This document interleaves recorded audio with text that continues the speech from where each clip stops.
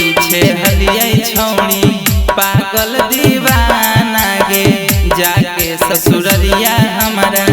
कहीं बेगाना गे कहीं बेगाना गे तोरे पीछे हलियै छौड़ी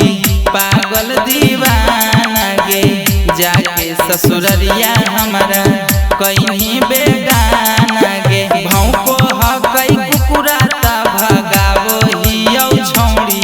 आगे भौंको हकई कुकुरा ता भगावो हियौ छौड़ी आगे लेके कटोरवा भिखिया मांगो हियौ छौड़ी आगे लेके कटोरवा भिखिया मांगो हियौ छौड़ी आगे लेके कटोरवा भिखिया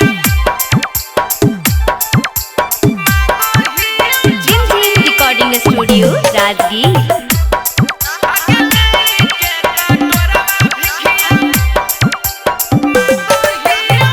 पंकज सावरिया साथे करही रसली लागे तोरे चक्कर में छौड़ी भेलैली लागे भेलैली लागे पंकज सावरिया साथे करही रसली लागे।